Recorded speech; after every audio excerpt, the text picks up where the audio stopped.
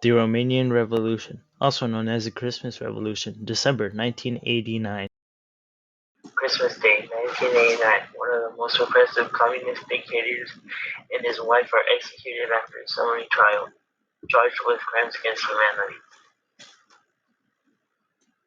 It all started as a simple protest against the eviction of Hungarian pastor Reverend Laszlo Tokes on December 14, 1989.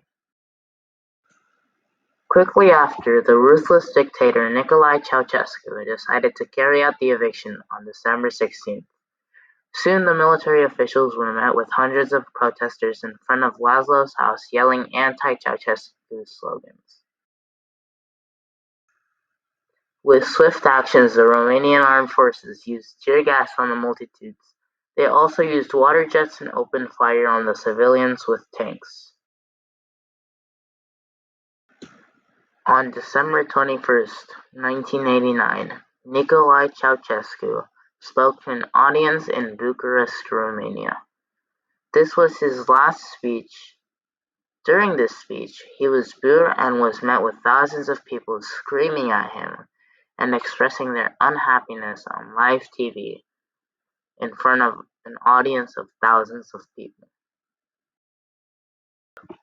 On December 22nd, all big cities had protesters take to the streets, yelling anti-Ceausescu statements and ripping holes into the flag of Romania.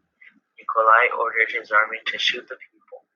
Not wanting to shoot into the crowd, the General of Defense, Lasaio Malaya, committed suicide that same day. Nicolae declared a state of emergency throughout the whole country. At 12:06, Nicolae and his wife fled the building they were in by helicopter. The army then decided to join the protest to stop most of the violence. Violence still persisted in the form of terrorism. Nicolae was soon captured at Targoviste and taken into custody.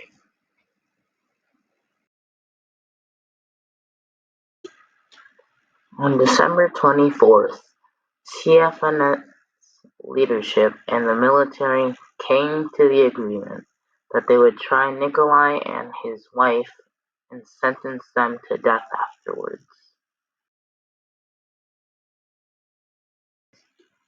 On December 25th, Nicolae and his wife are tried and soon executed by a shooting squad, accusing them of mass genocide. In total, more than 64,000 people were killed during their cruel regime. At 2:50 they were pronounced dead, and their death was televised to all Romanian channels. When people saw the dead bodies of their cruel leaders, they shouted with excitement and waved the peace sign as a sign of victory and accomplishment. Soon after, a new leader was elected, thus ending the communist regime of Nicolae Ceausescu and his wife Elena. With the end of the communist regime, people started growing closer together and soon realized that they stood up for something they deeply believed in, that they didn't stop to acknowledge the fact that they could have gotten killed in the process. They also didn't notice that they had the only bloody revolution in the area of revolutions. New ideas sprouted from the revolution, like standing up for what they believed in, even if they could get hurt doing so. Standing up to a communist regime is something incredibly new for Romanians, especially since they had a bloody battle for their fate.